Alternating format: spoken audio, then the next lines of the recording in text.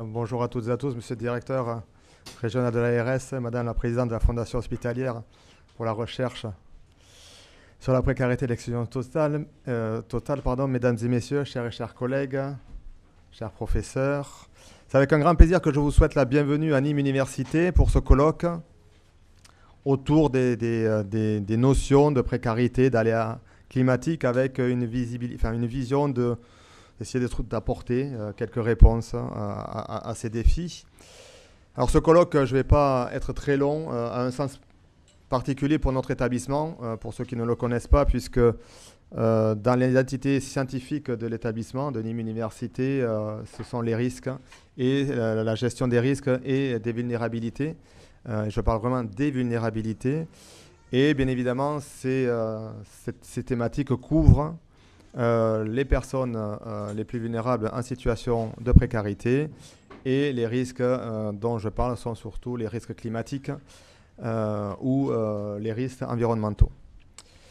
Donc bien évidemment, ces thématiques, elles sont plus que jamais d'actualité, a fortiori dans un département tel que le nôtre, qui est l'un des départements les plus pauvres de France et qui est soumis à des aléas climatiques qui sont non contestables, que ce soit les fortes chaleurs d'été ou, et je croise les doigts parce que pour l'instant elles ne sont pas encore arrivées, les fortes pluies de l'automne. Ce qui est certain, c'est que coupler ces deux notions nous oblige finalement à penser autrement, à agir plus collectivement, parce que, et on le verra au travers des interventions, il y a un certain nombre d'acteurs qui travaillent dans ces directions-là, pas forcément coordonnées. Donc je pense qu'il y a des choses à faire plus collectivement, mais peut-être aussi de manière plus audacieuse, en expérimentant des dispositifs, des accompagnements. Enfin voilà, tout ça, ça doit se réfléchir. Mais en tout cas, ces réalités, elles appellent à croiser les disciplines, à décloisonner les approches et à renforcer le dialogue entre les différentes parties prenantes, la recherche, l'action publique, la société civile, etc., etc. C'est dans cet esprit finalement que le colloque, ce premier colloque, a été proposé, essayer d'avoir un espace de réflexion, d'échange pour imaginer des solutions concrètes, innovantes et solidaires. Juste quelques remerciements aux intervenants pour leur présence, aux partenaires qui nous honorent de leur présence aujourd'hui.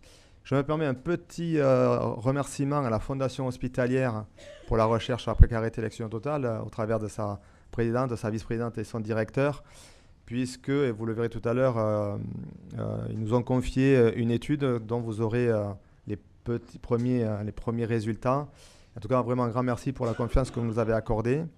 Pour moi, ce partenariat entre une fondation et une université illustre parfaitement la manière dont la recherche doit se réaliser, avec un ancrage dans les enjeux concrets des territoires. Et je crois que cette collaboration le montre bien.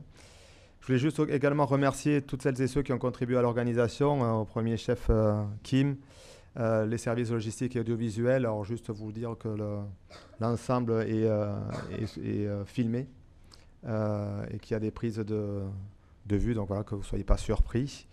Et enfin, je veux juste vous souhaiter une bonne après-midi. Ne pas hésiter à échanger, parce qu'on est là surtout pour ça. Échanger, discuter, et en espérant que ce soit le plus inspirant et constructif possible. Merci par avance pour votre attention, de votre après-midi, et puis bonne discussion. Merci beaucoup, monsieur Roig. Moi aussi, je vous remercie personnellement à mon tour pour le rôle central qu'a joué l'université dans l'organisation de ce colloque. Et je passe la parole à Madame Legendre, présidente de la Fondation. Merci beaucoup. Monsieur le Président, Monsieur Roig, je vous remercie d'accueillir au sein de votre université ce colloque scientifique « Précarité et aléas climatiques, nouveaux enjeux, nouvelles réponses », ce qui témoigne de la convergence de nos préoccupations. Monsieur le directeur général de l'Agence régionale de santé d'Occitanie, cher Didier, Monsieur le Président du Conseil scientifique de la Fondation, cher Pierre, Madame la Vice-présidente de la Fondation, chère Elisabeth, Mesdames et Messieurs les membres du Conseil d'administration et du Conseil scientifique de la Fondation, Mesdames et Messieurs les intervenants, Mesdames et Messieurs. Merci pour votre présence cet après-midi, que nous savons par avance riche d'intelligence collective et surtout de mobilisation.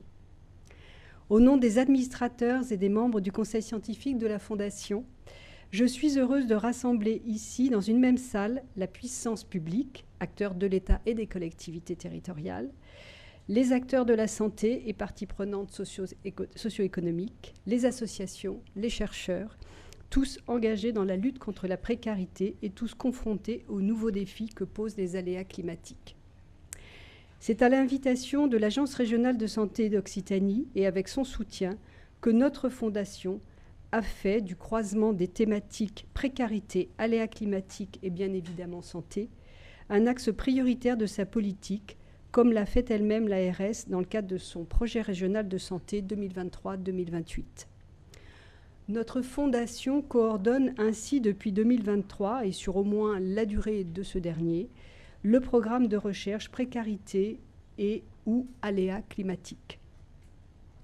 Le terme aléa climatique a été sciemment choisi pour désigner l'accroissement de la fréquence et de l'intensité des phénomènes climatiques dans toutes leurs composantes et leurs conséquences, canicules, incendies, pénurie d'eau, prolifération du moustique tigre, inondations, érosion du littoral. Phénomènes qui nous concernent tous et auxquels la région Occitanie est particulièrement exposée. Ce programme de recherche mobilise à la fois les acteurs de terrain et les équipes de recherche pour mieux comprendre les défis posés par les aléas climatiques auprès des plus vulnérables, formuler des recommandations d'action pour lutter contre les impacts observés ou prévenir ceux qui sont attendus. Et ainsi construire des solutions concrètes et nouvelles. Ce colloque scientifique s'inscrit dans le développement de la Fondation, créée il y a plusieurs années, un peu plus de 5 ans maintenant. Depuis ses débuts, nous sommes convaincus que c'est avec l'ensemble des parties prenantes que nous pourrons trouver des solutions pour lutter contre la précarité. Et du rôle fondateur, bien évidemment, de la recherche dans cette résolution. Grâce au travail rigoureux de son conseil scientifique, présidé par le professeur Pierre Fumolo, à l'engagement de Madame Elisabeth Vinot, vice-présidente de la Fondation, au travail sans relâche de son directeur Alexandre Martini, et grâce au soutien des partenaires engagés à nos côtés, dont les 3 agences régionales de santé d'Occitanie, d'Île-de-France et de Guyane, la Fondation a soutenu pas moins de 25 projets de recherche. Parmi ceux-ci, 3 traitant plus spécifiquement de la thématique qui nous rassemble seront présentés aujourd'hui. Au-delà de la présentation de ces travaux, ce colloque scientifique et plus largement le programme de recherche précarité et aléas climatiques a pour ambition d'apporter de nouvelles contributions à la réflexion, de favoriser la mise en œuvre de projets pertinents en Occitanie et duplicables, je l'espère, sur l'ensemble du territoire national. Avant de céder la place au débat, je tiens à remercier les administrateurs et les membres du conseil scientifique de la Fondation pour leur implication et en particulier Madame Elisabeth Vinot, vice-présidente de notre fondation impliquée dans le programme de recherche précarité et aléas climatiques. Monsieur le directeur général de l'ARS Occitanie, cher Didier, merci pour ta confiance et ton soutien sans faille. Je vous souhaite à tous et à toutes un très bon colloque. Nous appelons au pupitre Monsieur Didier Jamin. Bien, je voudrais à mon tour remercier Monsieur le Président de l'Université. Ah oui, je vous avais perdu. Merci à vous pour à la fois votre accueil, mais surtout, comme vous l'avez rappelé, votre implication sur l'ensemble de ces sujets et de porter par ailleurs un des projets de recherche. Madame la Présidente de la Fondation, chère Luce, toujours un plaisir de te revoir, puisque j'y reviendrai, mais c'est une longue aventure quand même que nous vivons ensemble depuis maintenant de nombreuses années au travers de cette fondation. Je salue bien entendu la vice-présidente, chère Elisabeth, le président du conseil scientifique, cher Pierre. C'est aussi une longue aventure sur d'autres sujets, n'est-ce pas, et notamment celui de la cancérologie, mais ce n'est pas totalement sans lien justement avec les effets climatiques sur notre santé. Je salue bien entendu le commissaire à la lutte contre la pauvreté en région Occitanie, cher Eric, que je cherche des yeux, voilà. Merci là aussi de ta présence. Et je sais que nous aurons dans quelques jours une commission régionale en présence de la déléguée interministérielle sur ces sujets de la pauvreté. Et merci pour ton engagement sans faille auprès du préfet de région sur ces sujets-là.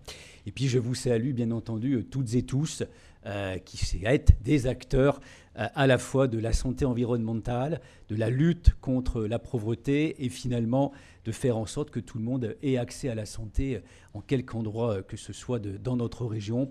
Je suis accompagné par les équipes de l'agence, par Betty Zunbo, la directrice adjointe de la santé publique, ses équipes, le directeur départemental du Gard, cher Guillaume, et puis l'ensemble de l'équipe de l'agence du cabinet. Vous dire que plusieurs choses.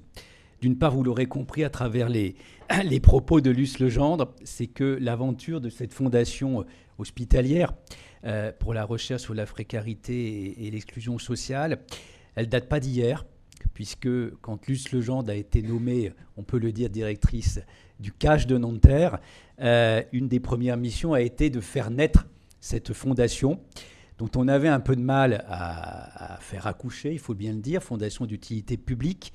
Elisabeth nous a fait l'honneur de nous rejoindre dans cette aventure et nous avons réussi à avoir le décret qui a instauré cette fondation à partir d'un constat simple que nous avions fait conjointement sur la région Île-de-France et à travers les actions que portait le CAGE de Nanterre, c'est qu'il y avait nécessité de s'investir sur ces sujets de recherche.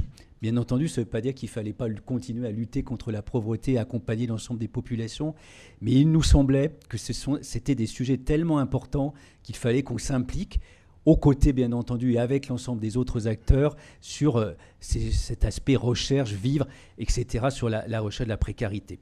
Et donc, nous avons réussi à la faire naître.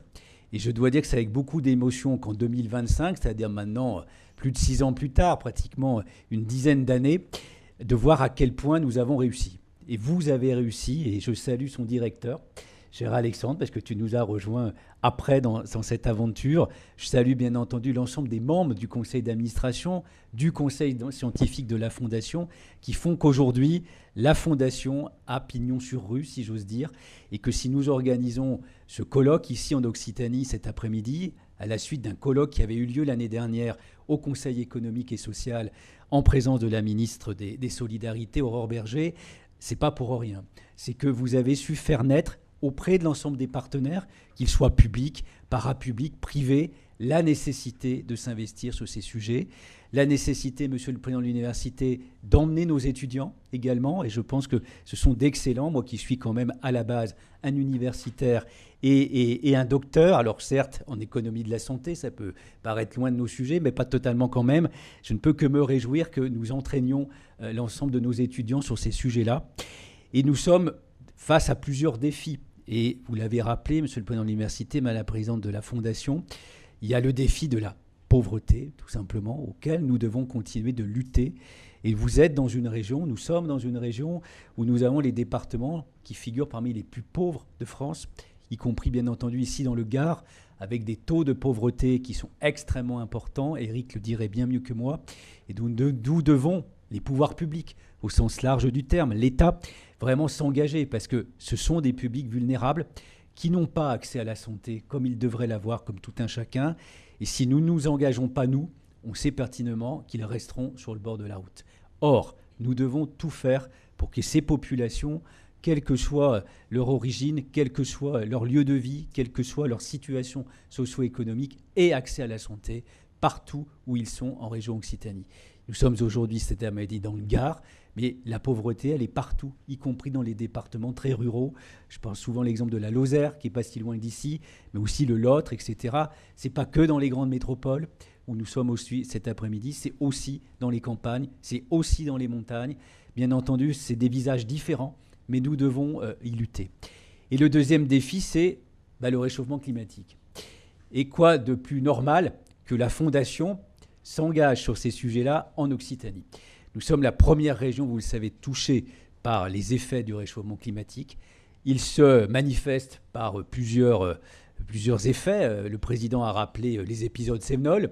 que tout le monde connaît, avec les dégâts que ça peut entraîner. Vous avez vu encore hier ce qui est arrivé chez nos voisins à Tarragone avec des pluies diluviennes. Et vous savez qu'on se prépare, comme chaque année, à des épisodes qui vont arriver. Ce n'est pas de savoir s'ils vont arriver, on sait qu'ils vont arriver, donc on doit s'y prémunir.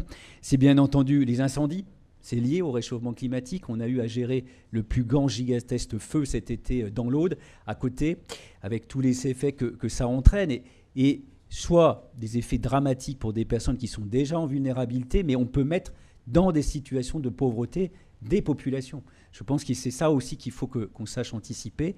C'est la circulation de tous les virus possibles et inimaginables qui sont liés et qu'on ne trouvait que sous les auspices tropicaux et qui dorénavant font partie prenante de notre vie, qui sont véhiculés certes par notre ami le moustique tigre, qu'on peut souhaiter éradiquer, mais en fait nous ne l'éradiquerons pas. On doit apprendre à vivre, parce que les pétopricots n'y sont pas arrivés. Je ne pense pas qu'on y arrive nous-mêmes. Et puis je ne sais pas si le moustique tigre a demandé à ce qu'on l'éradique. En tout état de cause, on doit changer nos comportements, puisque le chikungunya, la dengue, le West Nile, etc., le Zika, tout ça circule. Et là aussi, dans tous les départements. J'ai coutume de dire que même au pic du Midi, il y a du moustique tigre et donc il y a des possibilités de virus. Et puis par ailleurs, ça se transmet. Donc on doit apprendre à vivre avec ça. Et bien entendu, la canicule. Et j'en termine là parce que la canicule, eh bien, elle est présente tous les étés. Et il n'y a pas que quand il y a l'épisode rouge. C'est chaud, on le sait bien, de juin à septembre. Et nos populations, notamment qui sont à la rue, elles vont devoir supporter cette chaleur intense pendant au moins 4 mois. Et c'est jour et nuit. Et donc on voit bien que si nous n'accompagnons pas, parce que ça va être de pire en pire, je serais heureux de vous annoncer une autre nouvelle, mais je ne crois pas que ça s'arrange en fait. Nous devons accompagner nos populations. On doit bien entendu prendre un autre genre de mesures pour faire en sorte que ça ne s'aggrave pas au-delà de 2050, mais on sait pertinemment quels sont les effets du réchauffement pour les 20-30 ans qui viennent. Et donc, tout ce que la Fondation a engagé avec ses appels à projets, c'est de réfléchir à faire en sorte que ces populations qui vont être d'emblée les premières touchées, parce qu'en fait, c'est comme d'habitude, comme n'importe quelle crise, n'importe quel développement de maladie, etc., ce sont toujours les personnes défavorisées qui sont les premières touchées. Il n'y a pas, on l'a vu pendant le Covid, les principales victimes du Covid ont été des personnes défavorisées. Et ça, nous devons donc lutter, et le réchauffement climatique, ça sera pareil. Donc nous devons impérativement voir comment adapter, et l'agence s'est dit que le meilleur moyen pour prendre les bonnes décisions, c'est de s'entourer des compétences de la Fondation et des projets de recherche que vous arrivez à soulever et à financer, certes via l'intermédiaire de nos fonds, mais c'est une bonne utilisation, je pense, de nos deniers publics. Quand je regarde que sur les 27 milliards d'euros consacrés par la solidarité nationale pour la santé de nos Occitans, je me dis que finalement la somme que nous donnons à la Fondation, c'est une toute petite goutte d'eau, mais qui peut apporter beaucoup, je pense. Et je pense qu'il faut que nous multiplions nos efforts. Luce, tu as cité la Guyane et l'Île-de-France, qui sont les 2 autres ARS partenaires. Je rêve que toutes les agences s'engagent auprès de la Fondation, bien entendu, et j'essaye de persuader l'ensemble de mes collègues, mais parce que, voilà, il faut impérativement que nous travaillions là-dessus et que nous acclimations aussi l'ensemble des professionnels que vous êtes sur ces sujets. Je ne serai pas plus long, vous dire vraiment merci de votre présence, remercier les intervenants, et vous allez voir, nous avons des intervenants de haut vol, de très très grande qualité cet après-midi parmi nous. Vraiment merci d'avoir fait le déplacement ici jusqu'à Nîmes. Et puis vous dire, mais ça je parle sous le couvert de la présidente et de la vice-présidente, que j'espère que ce n'est que le premier colloque, comme l'a dit le président de l'université, qui sera suivi de manifestations supplémentaires au cours des mois qui suivent. En tous les cas, j'espère bien avoir le 2e colloque en Occitanie l'année prochaine, parce que nous sommes à la fin 2025, donc on n'aura pas le temps d'ici décembre, mais j'espère que nous en aurons un en 2026. Vous connaissez ma vigilance pour que nous maillons l'ensemble du territoire. Donc aujourd'hui, nous sommes à l'extrême est de la région, ici dans le Gard. Il faudra qu'on se déplace un peu à l'ouest, puisqu'il y a aussi de la pauvreté, aussi des effets du réchauffement climatique. Et puis parce qu'il faut toujours adapter nos actions à la réalité des territoires.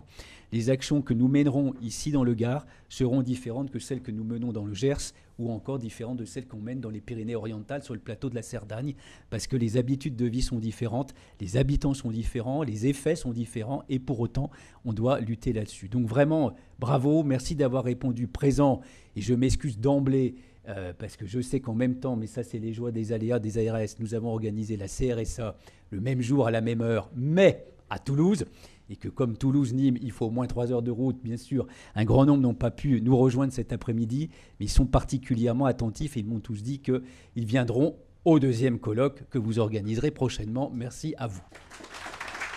Merci, M. Jaffre. Avant les échanges en table ronde, nous avons demandé à M. Éric Pélisson, commissaire à la lutte contre la pauvreté, commissaire régional, de faire un état des lieux sur les situations de pauvreté en Occitanie et en particulier la priorité de la transition écologique solidaire. Donc, M. Pélisson, c'est à vous. Merci. Mesdames et messieurs, en vos grades, titres et qualités, je dois avoir, je pense, un support. Comme Didier Jaffre l'a fort justement dit, effectivement, le sujet de la pauvreté et du changement climatique se croisent malheureusement très bien, non seulement dès aujourd'hui, puisque les personnes les plus pauvres sont celles qui impactent moins le changement climatique, mais qui en sont le plus touchées en ayant le moins de possibilités de pouvoir s'y adapter, mais également pour l'avenir, puisque, on le voit bien, c'est assez lourd de menaces, d'autant que la région gagne 43 000 nouveaux habitants tous les ans, et que ces 43 000 nouveaux habitants, d'une part, viennent de manière privilégiée habiter sur la façade languedocienne et dans la plaine qui va de Narbonne à Toulouse et jusqu'à Montauban et qui sera la plus impactée par le changement climatique. Mais d'autre part, sont atteintes par ce qu'on appelle la double peine de pauvreté, qui fait que le coût du logement en centre-ville étant trop onéreux pour ces personnes, elles prennent de la distance et vont habiter assez loin avec des véhicules qui n'entrent pas dans les zones à faible émission, qui coûtent peu cher, qui sont polluants, mais qui demandent des coûts de réparation importants et qui finalement leur coûtent plus cher qu'un véhicule neuf, et dans des logements qui sont assez souvent des passoires énergétiques, et donc elles payent en chauffage ou en froid l'été, elles payent ce qu'elles ne payent pas en loyer. Alors vous avez ici effectivement la carte, je vais me déplacer un petit peu pour voir avec vous. Vous avez ici la carte de la région Occitanie, donc la population vivant sous le seuil de pauvreté est de 17,5% de la population totale en Occitanie. Nous avons dépassé au 1er janvier de cette année la région Nouvelle-Aquitaine avec plus de 6 millions d'habitants. Et 17,5%, ça fait un peu plus d'1,1 million personnes. Donc on voit que c'est loin d'être l'épaisseur du trait. Cette pauvreté ne veut pas dire grand-chose entre le seuil de pauvreté et l'intensité de la pauvreté, c'est-à-dire ce que vivent en moyenne les personnes. Le revenu moyen des personnes en situation de pauvreté en Occitanie est de 885 €, bien loin des 1288 du seuil. On voit que la pauvreté se concentre plutôt sur la côte languedocienne avec 4 départements qui avoisinent, voire dépassent les 20% de taux de pauvreté. Donc du nord au sud, le Gard, l'Hérault, l'Aude et les Pyrénées-Orientales. Les Pyrénées-Orientales ayant le record de France en termes de taux de pauvreté. Et donc 4 des 10 départements les plus pauvres de France. La pauvreté monétaire, en réalité, ça ne veut pas dire grand-chose. C'est comme un thermomètre. Ça donne une fièvre, mais ça ne donne pas le symptôme de ce qui ne va pas. Et donc l'INSEE, depuis quelques années, travaille sur la pauvreté en conditions de vie, qui me paraît infiniment préférable parce qu'on sait de quoi souffrent les personnes.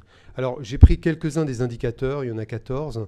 Au-delà de 5 indicateurs, on est considéré comme pauvre. Au-delà de 8, on est considéré comme très pauvre.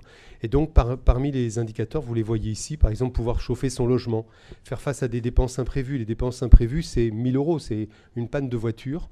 Beaucoup de gens vont perdre leur travail parce qu'ils n'ont pas 1 000 € de côté pour pouvoir réparer leur voiture, pouvoir s'offrir une semaine de vacances hors du logement ou posséder une voiture personnelle. On voit que ces indicateurs de pauvreté en conditions de vie sont utiles pour les politiques publiques parce que autant lutter contre la pauvreté dans l'absolu, c'est difficile, autant lutter contre ces conditions de vie défavorables aux personnes, on voit immédiatement quel type d'action on peut mettre en œuvre. La France a, depuis la grande loi de lutte contre les exclusions de 1998, un plan de lutte contre la pauvreté qui est assis sur la durée du mandat présidentiel, donc aujourd'hui 5 ans. Et chaque président de la République va lancer une politique publique en début de mandat. Et donc, lors de sa première élection en 2017, Emmanuel Macron avait constaté, et c'est la raison de ma présence devant vous, qu'en fait, les acteurs ont du mal à se parler et qu'on continue à fonctionner en tuyau d'orgue.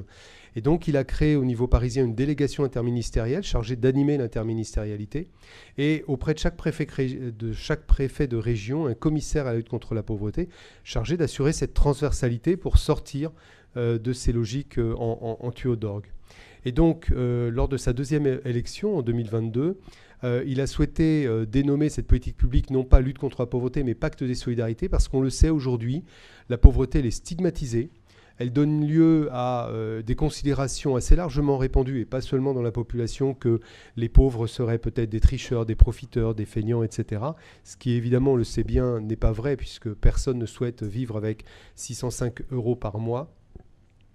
Et donc, la notion de solidarité nous semble plus généreuse, plus englobante. Et la notion de pacte, c'est la mobilisation de l'ensemble des acteurs, les institutions, les entreprises, les associations et évidemment tout un chacun. On en parlera à propos de la participation des personnes. Ce pacte se décline en 4 axes. Le 4e nous intéresse aujourd'hui, mais vous allez voir que les 4 sont intéressants. Le premier, donc, c'est l'investissement social pour prévenir la reproduction de la pauvreté.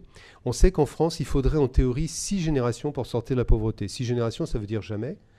Donc, on le voit aujourd'hui, nos institutions, malgré leur extrême bonne volonté, nous sommes ici dans le temple de la connaissance, l'université, l'école reproduit la pauvreté en France par effet de système. Et effectivement, les enfants d'enseignants réussissent très bien. Et on le voit, on n'a que 30% d'enfants du milieu défavorisé qui atteignent le bac et qui poursuivent des études supérieures. Et j'avais même rédigé un rapport il y a 20 ans qui écrivait que l'université était une machine à éliminer les boursiers, puisqu'on passe de 45% en première année à 3% en cinquième année. L'axe 2, sortie de la pauvreté par le travail en lien avec le projet France Travail. Il s'agit effectivement de l'idée de l'insertion. Moi, j'adhère profondément à cette idée de l'insertion. Quand j'étais jeune, quand le sida est apparu, on faisait des programmes d'échange de seringues. Et j'ai eu beaucoup d'amis, comme nous tous, les plus anciens, qui sont décédés du sida. Et moi, j'étais assez vent debout contre l'idée qu'au fond, on donnait des seringues pour que les personnes puissent quelque part continuer à se droguer. L'idée qu'on a quand même, c'est d'aider les personnes, on sait même. Évidemment, c'est illusoire, on sait que c'est un rêve, mais d'aider les personnes à avancer, à en sortir. Et moi, je ne rêve rien de mieux que l'insertion sociale des personnes et l'insertion professionnelle. Loin d'être un instrument de torture, le tripalium latin, le travail, c'est d'abord un endroit où on rencontre des gens, où on a des amis.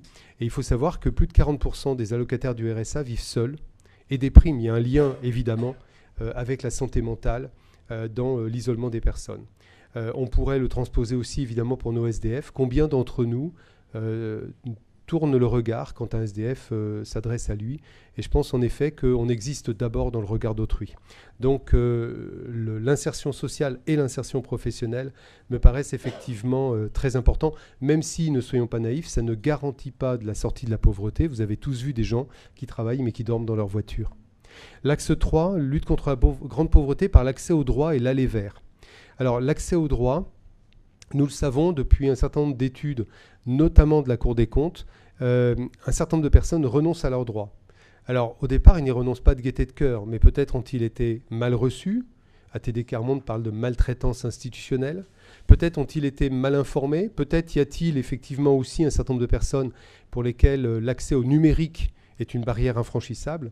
Toujours est-il que jusqu'à 30% des personnes ne recourent pas à leurs droits en termes de prestations sociales, et sur le minimum vieillesse, c'est 50%.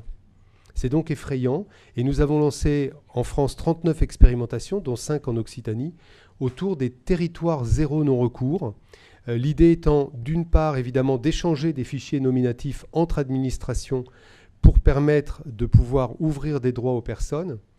Et en France, évidemment, on n'aime pas trop les échanges de données nominatives, mais on voit bien que c'est dans l'intérêt des personnes, évidemment, c'est pas du flicage. Mais deuxièmement, l'aller vers.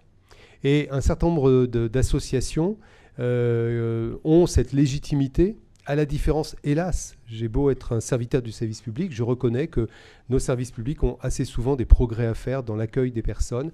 Et donc, les associations vont au contact direct des personnes. Les institutions aussi, je donnerai un seul exemple, la CPAM de l'Aude, par exemple, qui avait ouvert des permanences directement dans les lieux d'accueil des Restos du Cœur. Le 4e axe, celui qui nous intéresse aujourd'hui, c'est la construction du volet solidaire de la transition écologique. J'en dirai peu sur cette diapo compte tenu de ce qui vient d'être dit tout à l'heure, mais on le voit bien, les personnes sont déjà aujourd'hui victimes du changement climatique et elles menacent de l'être à nouveau davantage compte tenu de leur faible participation à la construction politique de ce volet solidaire. C'est la raison pour laquelle, d'une part, on a organisé le 8 janvier dernier à Toulouse une journée sur la transition écologique juste, avec l'ADEME, avec un grand nombre de partenaires, et on avait plus de 400 participants. La Fondation était intervenue pour témoigner, mais une quarantaine d'intervenants différents dans plusieurs ateliers. Nous en réorganiserons une dès que possible, si possible dès 2026, et un groupe de travail animé par la CRES Occitanie, donc l'économie sociale et la Chambre régionale de l'économie sociale et solidaire, dont l'objectif est de mobiliser les acteurs dans l'idée d'un triple décloisonnement. Décloisonnement des territoires, parce qu'on sait qu'on est très départementaliste en France et qu'il faut que les territoires se parlent. Une bonne pratique à un endroit doit être connue à un autre endroit. Décloisonnement des institutions. Nos institutions sont quelquefois encore très propriétaires et refusent de partager, alors que c'est un sujet qui nous concerne tous et qui doit permettre des coopérations, mais décloisonnement aussi des métiers, parce que là aussi, tout le monde a à intervenir sur le sujet. Par exemple, la question de la santé mentale n'est pas uniquement une question médicale ou une question psychiatrique, c'est d'abord notre responsabilité de tout à chacun en matière de lien social. Et donc, de la même façon, la transition écologique nous concerne tous et tous nos métiers. Alors, la prochaine conférence régionale, le 29 octobre, à Montpellier, à l'Université Paul Valéry, portera sur la pauvreté des familles monoparentales. J'en dis quelques mots rapides. Bon, d'abord, elle constituait en 2020 25% des familles, mais on augmente pratiquement d'1 point tous les ans. Elles vivent plus fréquemment que les autres dans un logement social, dans un logement surpeuplé. Elles vivent souvent dans les grandes villes ou leurs banlieues où les logements sont plus petits. Dans un tiers des familles monoparentales, le parent seul n'a pas d'emploi. Je rajoute aussi que 25% des enfants de familles monoparentales ne voient jamais leur père, et que la pauvreté touche plus particulièrement les mamans solo. Et donc, on voit que la lutte contre la pauvreté, elle se décline non seulement, on disait tout à l'heure, en conditions de vie, mais également en public. L'année dernière, la conférence régionale était organisée à Narbonne, tu étais, cher Didier, et portait sur la lutte contre la pauvreté des jeunes. Et donc, si on fait un focus maintenant sur la transition écologique solidaire, dans chaque région, on a décliné, à la demande du gouvernement, la COP, la conférence des partis, présidée par le préfet de région, et déclinée dans chaque département de façon à réunir les parties prenantes, pour pouvoir travailler sur cette transition. En région Occitanie, et ça n'est pas un petit sujet de fierté, nous sommes une des 2 régions qui a inclus la notion de transition juste et solidaire dans la COP. Parce que ce que j'entendais au départ, et ça ne nous étonnera pas de la part du monde de l'ingénieur, c'était mais d'abord c'est nous qui allons définir, et puis il y a un moment où on va demander l'avis aux personnes. Or, vous le savez, la participation des personnes, elle doit se faire dès la conception des politiques publiques. C'est dès ce moment-là qu'on doit les écouter. Ensuite, au moment de la mise en œuvre, de la réalisation, et à la fin de l'évaluation à tous les stades, la participation des personnes est essentielle. Donc ça a été un combat qui a été nommé. Le comité de pilotage transition juste qui réunit l'État, la région, l'ADEME et la CRES s'est réuni il y a un mois pour mettre en place les premières lignes d'un programme d'action, une feuille de route. La journée régionale du 8 janvier 2025, elle a visé à mobiliser les acteurs et les élus, et la prochaine en 2026 visera plutôt à mobiliser l'économie sociale et solidaire et les associations, notamment pour échanger autour de tout ce qui existe déjà, tout ce qui a déjà été mis en œuvre. Il y a un groupe de travail sur la transition écologique solidaire qui a été confié à la CRES, qui se réunit autour d'objets identifiés 3-4 fois par an et que je vais continuer à financer, qui se réunira à nouveau l'année prochaine. Et donc, en 2026, nous aurons une journée d'études, des webinaires, des livrables sur les pratiques inspirantes, et on en parlait tout à l'heure avec un représentant du conseil régional, des études également pour améliorer notre connaissance de la transition écologique solidaire. Alors, elle se décline dans le pacte des solidarités en 3 thématiques. Et puis, il y en aura probablement une qui va s'y rajouter autour de la question de l'eau. La première thématique, c'est l'alimentation durable. On le sait aujourd'hui, il y a eu une rencontre, par hasard, à un moment où la précarité alimentaire se faisait jour. Il y avait des excédents dans les stocks de l'Union européenne. Et donc, on a trouvé très pratique de faire le lien entre les deux. Ce qui fait qu'aujourd'hui, ce que distribuent les associations, ce sont des produits stockables, du riz, des pâtes, du sucre, des conserves, etc., qui ne correspondent pas forcément aux produits les plus chers, les plus sains et dont ont besoin les publics. Et donc moi, j'ai une phrase que j'aime bien les paraboles. Il va falloir qu'on passe d'une logique de stock à une logique de flux, d'une logique de rack. Vous savez, les racks, c'est là où on stocke les palettes, à une logique de chambre froide. Parce que dans 4 ou 5 ans, ce que je souhaite, et on a pris cette direction-là, c'est qu'on puisse distribuer aux personnes en situation de précarité alimentaire des fruits et des légumes. Et puis, bien entendu, de la viande et du poisson, mais arrêter de leur donner des conserves, des pâtes ou du riz. Donc, l'enjeu actuellement, c'est d'accompagner la transformation de l'aide alimentaire. On est très en avance par rapport au niveau national. Il y a une coopération entre toutes les associations d'aide alimentaire. La Croix-Rouge, les Restos du Cœur, les banques alimentaires, le Secours populaire, le Secours catholique, les 2 fédérations d'épicerie sociale. C'est la seule région de France où ça existe. On le sait. Le monde associatif est parfois un peu en concurrence. Eh bien, pas ici en Occitanie, où nous avons cette coopération dans un collectif qui s'appelle Copalim et qui permet de travailler ensemble sur la gestion des déchets, sur les plateformes de stockage, etc. Et donc, par exemple, ici à Nîmes, il y a eu un incendie volontaire de la flotte des véhicules de la Banque alimentaire il y a quelques mois. On va inaugurer les nouveaux véhicules la semaine prochaine. Non ? Vendredi, cette semaine.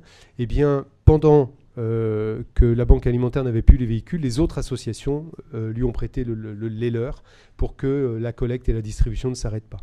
Donc on voit bien que derrière cette notion d'alimentation durable, il y a aussi des manières de penser, des manières de travailler, des mutualisations, des coopérations nouvelles, parce qu'on ne peut pas être dans du toujours plus et qu'il faut qu'on fasse plutôt du toujours mieux. L'objectif évidemment aussi de l'alimentation durable, c'est de redonner de la dignité aux personnes en privilégiant les épiceries sociales. Vous en connaissez sans doute le concept. Hein. Les personnes viennent, font leurs courses et vont payer entre 10 et 30% du prix de chaque produit grâce à un certain nombre de partenariats avec des entreprises. Et donc, elles vont prendre ce dont elles ont besoin.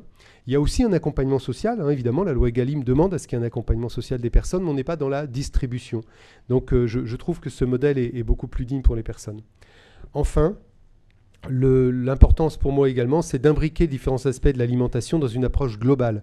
Vous avez peut-être entendu parler de ce rapport du Secours catholique sur l'injuste prix de notre alimentation, qui montrait effectivement la pauvreté des agriculteurs, le fait qu'ils n'avaient pas prise sur les prix de ce qu'ils vendaient, l'ultra-transformation, et puis en bout de chaîne, des personnes qui, consommant des produits ultra-transformés, étant trop sédentaires et finalement ne partageant peut-être plus non plus l'alimentation avec leur famille, leurs amis, etc., eh bien, une prévalence très importante de l'obésité.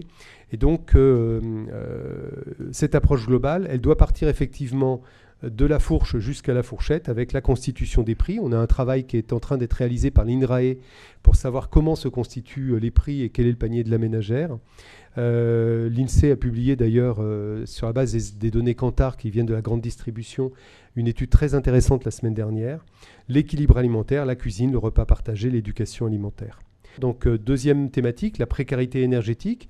On pousse beaucoup, et donc sur la précarité énergétique, un programme qu'on appelle le programme SLIM. On a organisé en décembre l'année dernière, peut-être certains d'entre vous y étaient, une journée avec la DHL, donc l'Agence départementale du logement et de l'habitat du département du Gard, une journée régionale sur la précarité énergétique dans l'habitat.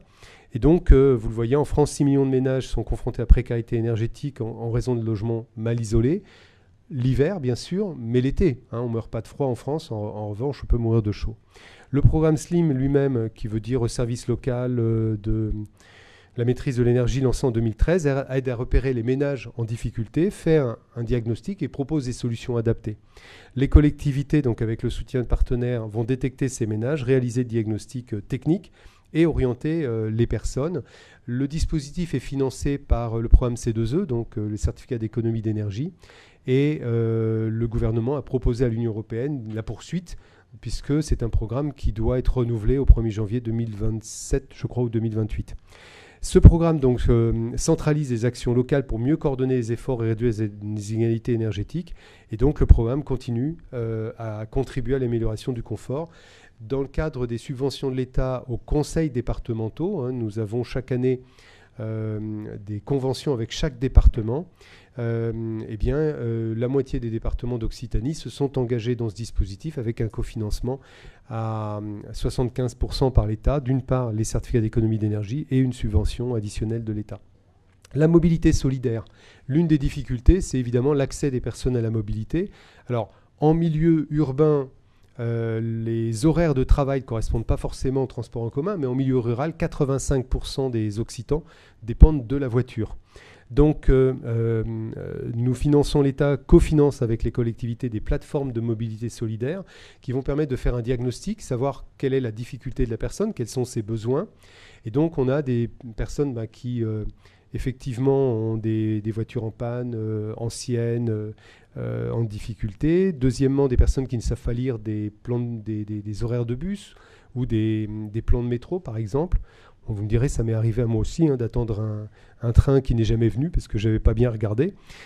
Je vois que ça fait sourire d'autres personnes, donc il n'y a pas besoin d'être en situation d'illettrisme pour ne pas savoir, mais quand c'est récurrent, ça peut être très handicapant quand on a un rendez-vous chez le médecin ou autre. Et donc la plateforme va identifier quelles sont les difficultés que rencontre la personne, l'accompagner, et s'il le faut, lui trouver une solution de mobilité qui peut être la mise à disposition pendant un certain temps d'un véhicule. Alors par exemple à Lourdes, la plupart des gens sont orientés par France Travail pour passer le permis de conduire, et puis on se rend compte qu'en fait ils habitent dans les quartiers HLM, ils travaillent dans les quartiers on va dire d'hôtellerie touristique, et en fait ils font 3,5 km, donc à pied c'est un peu loin, mais ils repartent avec un vélo électrique, ce qui fait qu'en fait en moins d'une semaine ils ont la solution et le financement de la solution. Voilà, donc on le voit, ces plateformes ont eu un rôle d'interface et donc d'expertise et d'accompagnement, et donc financées dès 2021. Elles sont aujourd'hui soutenues soit dans le cadre de marchés publics de France Travail ou de la région, soit dans le cadre des contrats locaux de l'État avec les départements ou les métropoles. Santé et changement climatique. Donc on le voit, l'accès aux zones à faible émission, à la fois est hautement, la régulation est hautement souhaitable pour améliorer la santé publique, et en même temps a été très contestée, au titre justement qu'on empêchait des personnes de pouvoir venir travailler ou faire leurs courses. Et donc la vignette critère est indispensable. Et on le voit, aujourd'hui 85% des Français achètent des voitures d'occasion.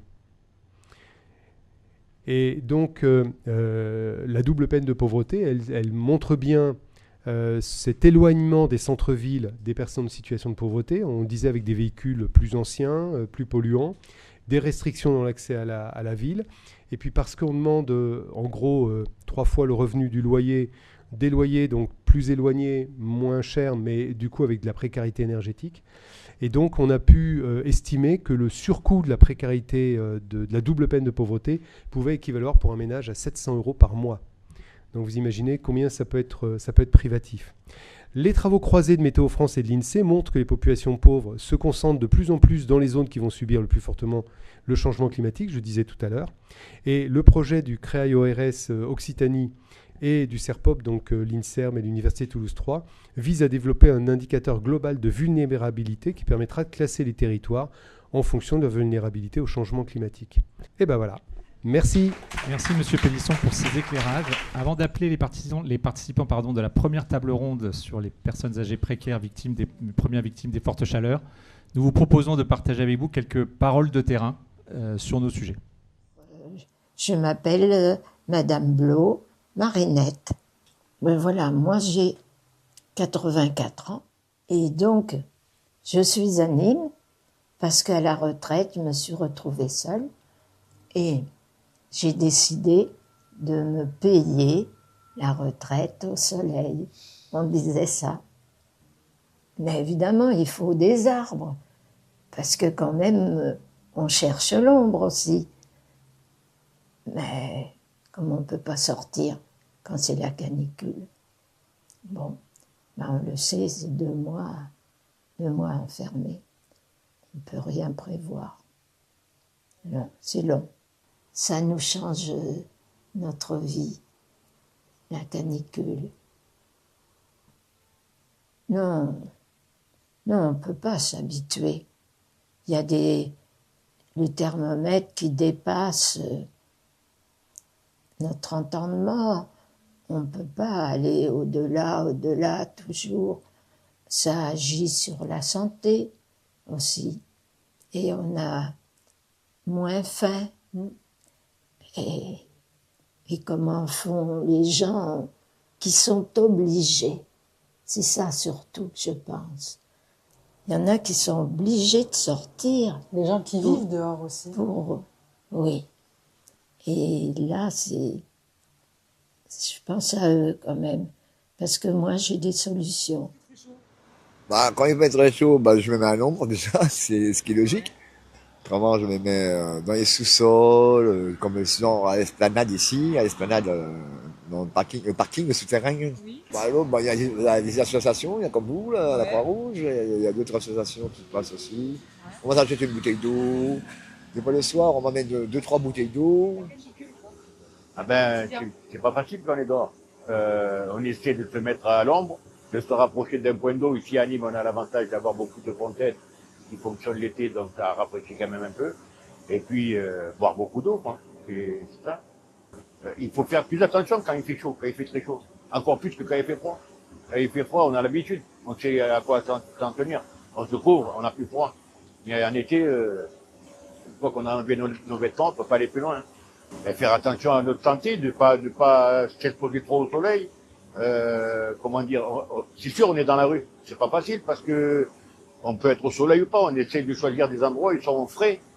Les gens sortent pas. On a moins d'argent l'été. On peut moins, c'est-à-dire en hiver, on peut rentrer dans un bar, boire un café chaud. En été, c'est différent. Ah non, des coins frais, il y en a pas. À part d'aller dans un bar qui nous donne de l'eau fraîche. S'ils nous en donnent, entre parenthèses, parce que c'est rare, la plupart du temps, ils nous refusent, ou sinon, ils nous font payer l'eau. Voilà. Ce matin, voilà, une bouteille d'eau, au distributeur, c'est 1,50 €. Ça veut dire que l'eau, ça devient de l'or. Alors que ça doit être gratuit, l'eau. L'été, enfin, tout un chacun prend au moins 2 douches à la maison. Ici, nous, si on arrive à en prendre une tous les 4 jours, c'est un maximum. Ils sont dehors, ils ont perdu pied, les gens, la plupart. Ils ont tous perdu pied. Ils ont perdu l'habitude de se laver. Donc, comme ils sont par terre, ils perdent leur dignité. Et ça, moi, ça, c'est pas possible. Voilà.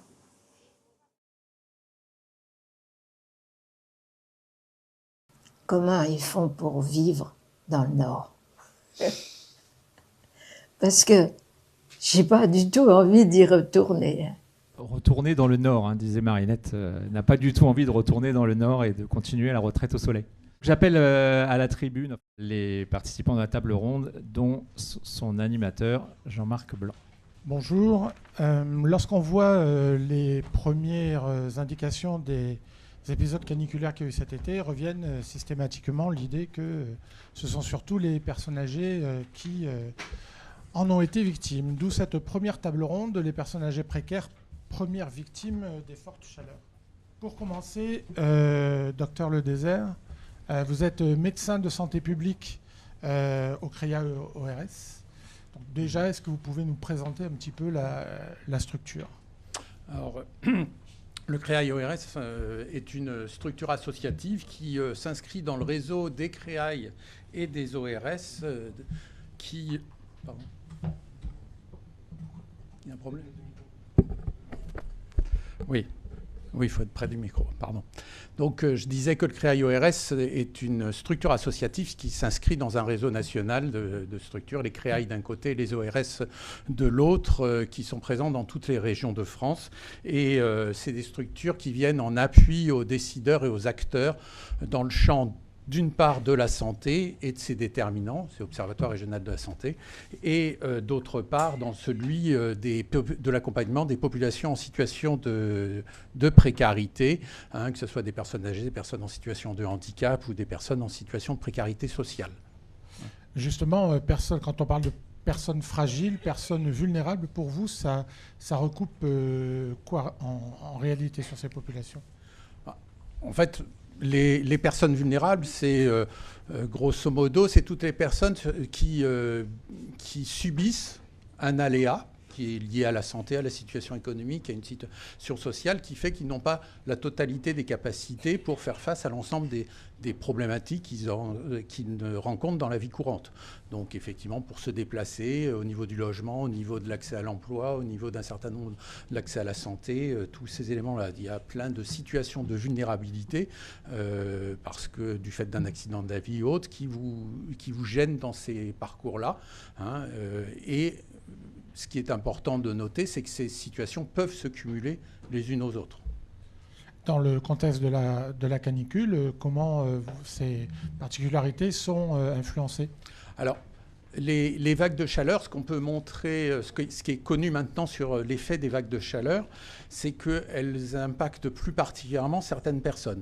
D'abord, les personnes âgées, qui en sont souvent les premières victimes. Juste à titre de rappel, les 2 canicules de cet été, la mortalité a été évaluée par Santé publique France, la surmortalité à près de 700 décès. Et parmi ces 700 décès, il y en a 690, c'est-à-dire 9 sur 10, qui ont concerné des personnes de plus de 75 ans. Donc et dans la deuxième vague de canicule, celle du mois d'août, c'était la totalité des décès ont concerné des personnes de plus de 75 ans. Donc on voit bien que c'est les personnes âgées qui sont les premières à être touchées par ces situations de forte chaleur. Mais les situations de forte chaleur ont également un impact plus important chez les personnes qui ont des maladies chroniques, c'est-à-dire des pathologies cardiaques ou des pathologies respiratoires, les rend plus sensibles à ces vagues de forte chaleur. Les situations de précarité financière, à l'extrême nous a été montré un petit peu dans les paroles là, font qu'effectivement elles ont moins de possibilités d'aller dans des lieux pour se rafraîchir, de trouver un certain nombre d'actions pour faire face à ces actions. Et puis il y a aussi le logement.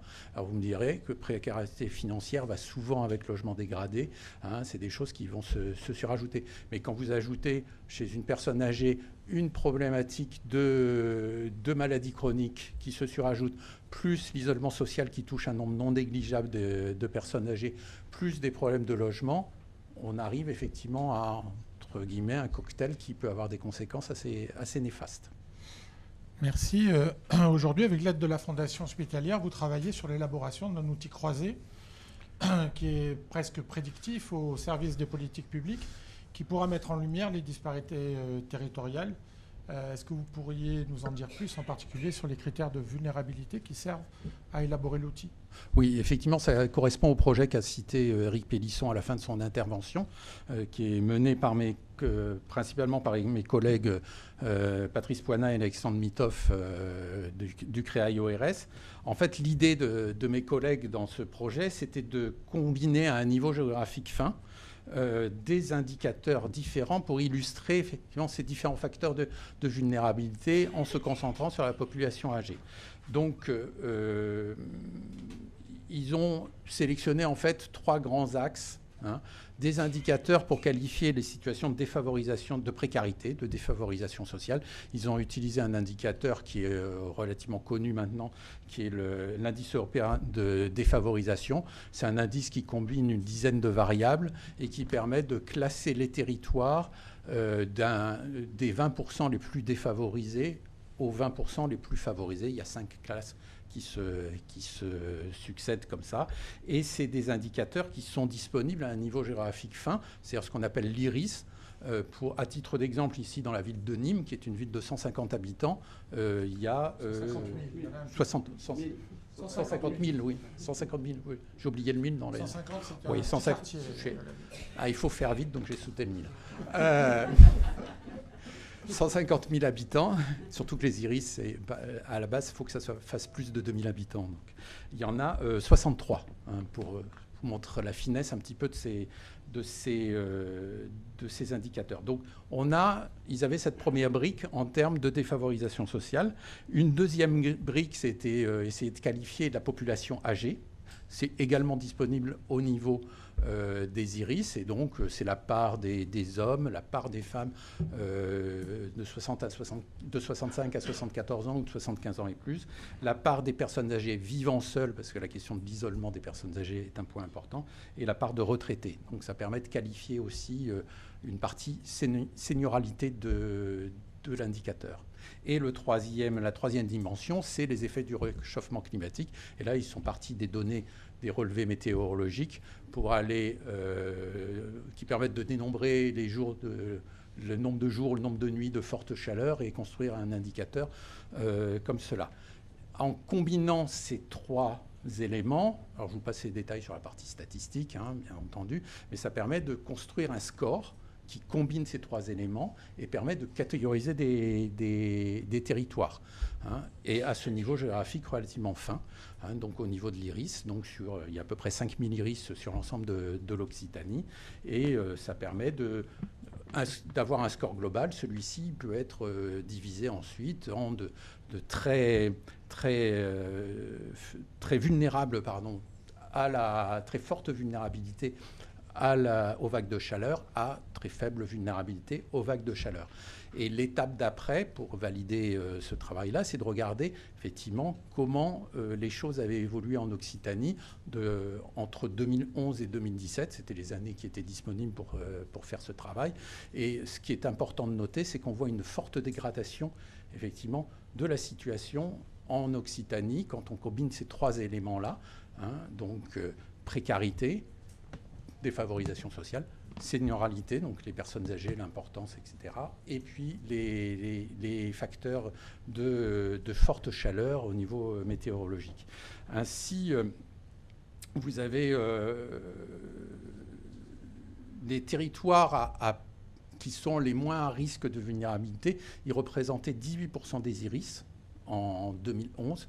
Ils ne représentent plus que 12% en 2017.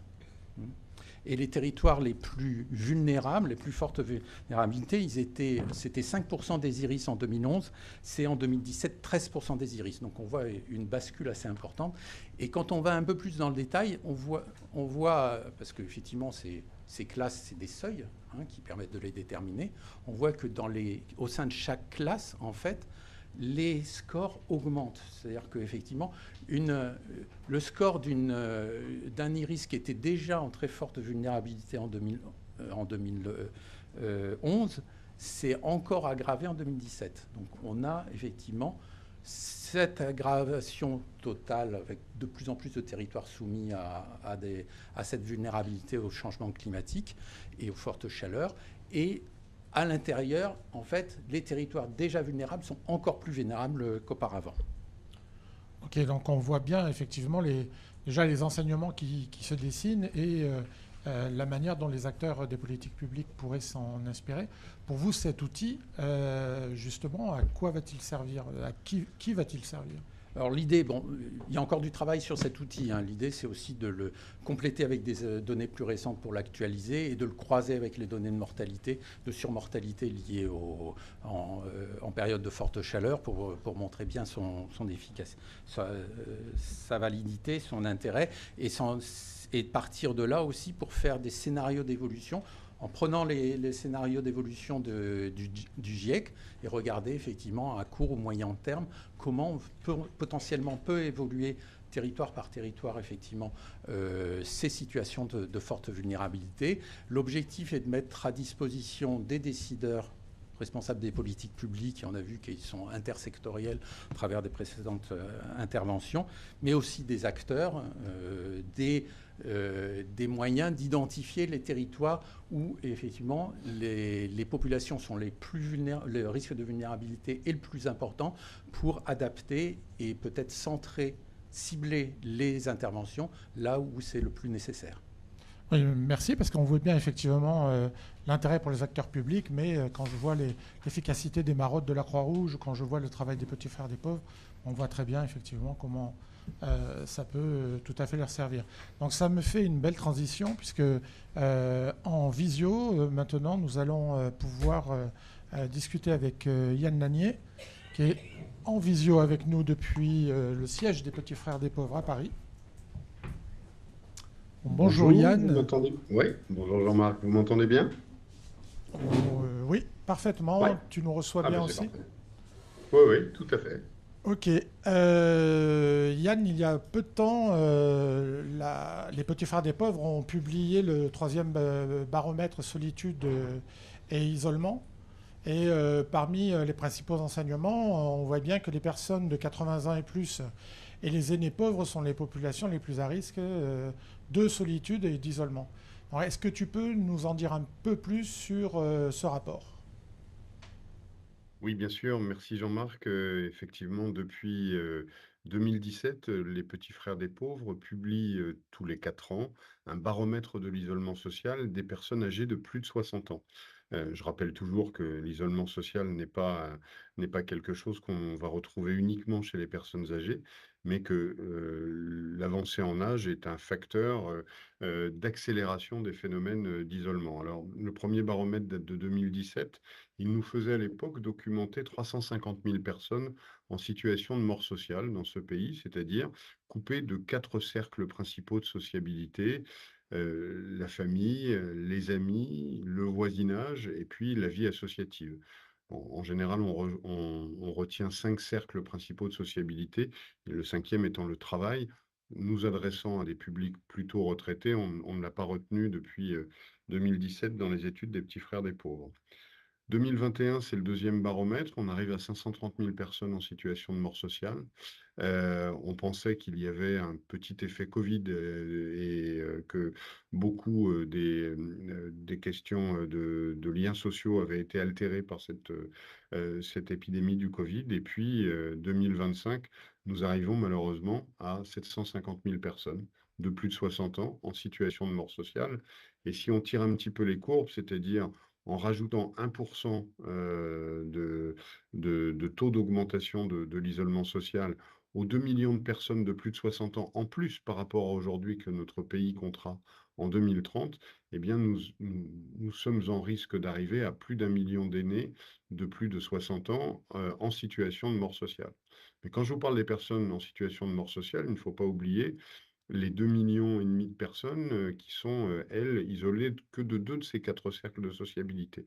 Donc vous voyez qu'on arrive à plus de 3 millions de personnes aujourd'hui, largement plus de 3 millions de personnes qui sont en situation de grand isolement social. Alors, ce rapport, vous le trouverez bien sûr sur le site internet des Petits Frères des Pauvres.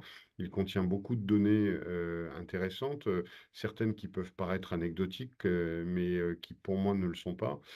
Par exemple, nous rappelons que près de 400 000 personnes dans ce pays n'ont pas de voisins. Et quand on met en œuvre des dispositifs publics, y compris d'activation des logiques de voisinage, eh bien, voyez, force est de constater que là-dessus, on ne touche pas tout le monde, ou que vous avez quand même plus de 3 millions de personnes qui n'ont pas d'enfants et de petits-enfants.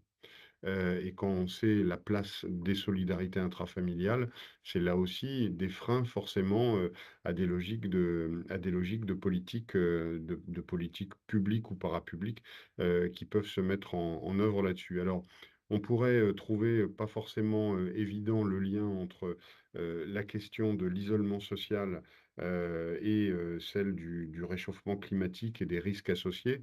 Il y a bien sûr, Jean-Marc, j'aurai peut-être l'occasion d'y revenir, des liens. Peut-être, pour pas être trop bavard, vous dire que ceux que enfin, en tout cas, qui sont aujourd'hui avérés, sont les liens entre ces facteurs d'isolement social et la perte d'autonomie des personnes, et notamment le développement d'un certain nombre de problématiques neurodégénératives, dont l'altération des liens sociaux ou la finitude des liens sociaux va être en quelque sorte un facteur déclenchant. Et puis, pour faire le lien également avec la pauvreté, plus les personnes ont des revenus faibles, plus les logiques d'isolement social et de mort sociale vont être constatées. Je vais vous donner un chiffre qui va être très parlant.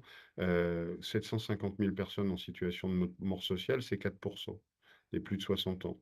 Quand on regarde ceux qui gagnent moins de 1 000 euros, ceux qui ont un revenu, pardon, inférieur à 1 000 euros par mois, le commissaire à la pauvreté parlait d'un revenu de 880 euros tout à l'heure dans votre région. On arrive à 9% des personnes de plus de 60 ans en situation de mort sociale. Donc vous voyez, il y a un lien absolument direct entre le revenu des personnes et la qualité de leurs interactions sociales. De manière concrète, c'est ce qui a aussi incité les Petits Frères des Pauvres à créer les oasis solidaires. Oui, alors, Aujourd'hui, notre logique, c'est de dire comment une association caritative qui, effectivement, prend sa part dans, la prise en charge des personnes, qui sont victimes de l'isolement social, parce que c'est ce que font les équipes des Petits Frères des Pauvres sur le terrain depuis bientôt 80 ans. Nous fêterons nos 80 ans l'année prochaine. C'est absolument, superbe, louable. On est très heureux d'accueillir de plus en plus de bénévoles, de pouvoir agir de plus en plus, mais in fine, je vous parle de 750 000 personnes en situation de mort sociale, et les Petits Frères des Pauvres prennent en charge au niveau national un peu plus de 30 000 personnes par an. Donc vous voyez le gap. Donc on se dit que, on a parlé beaucoup dans les propos introductifs de tuyaux d'orgue et de silos. On a décidé, nous, d'essayer à notre niveau, hein, de se dire comment on peut agir aussi pour pouvoir imaginer des dispositifs, d'autres intervenants l'ont dit avant moi, qui vont être capables de pouvoir mettre en mouvement la société tout entière. Et donc, moi, j'ai la conviction qu'on vit dans un pays où, notamment en termes de densité de structures socioculturelles, par exemple, nous avons plutôt de belles densités de structures. Je pense qu'il faut qu'on fasse très très attention à ce que la vie associative, l'économie sociale, puisque là aussi certains en ont parlé, ne souffre pas trop d'un certain nombre de politiques publiques. Il y a des indicateurs budgétaires aujourd'hui qui peuvent être très très inquiétants pour l'avenir de certaines structures. J'ai pas envie demain que, après les déserts médicaux, les déserts sanitaires, on ait un désert d'engagement, soit faute de bénévoles, soit faute d'associations pour s'engager. Mais notre idée, c'est, avec les Oasis solidaires, Jean-Marc, c'est de pouvoir identifier des dispositifs qui permettent à chacun d'avoir la concrétisation que, sur la question de l'isolement social, chacun est un bout de la solution.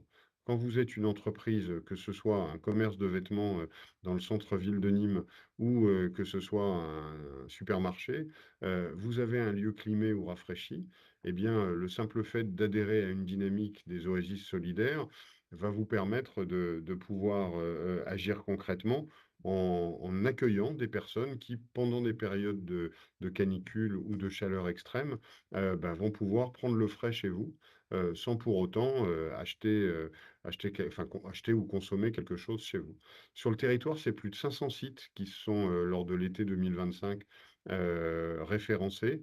Alors on est plutôt content, hein, parce que c'est un dispositif encore assez météo sensible. L'année précédente, il n'a pas fait, alors peut-être sauf dans vos régions, je suis un homme du nord de la Loire, mais il n'a pas fait, ça n'a pas été un été très caniculaire, en tout cas au nord, et on a eu beaucoup moins de structures. Cette année, les fortes chaleurs ont été plus partagées, beaucoup d'inscrits.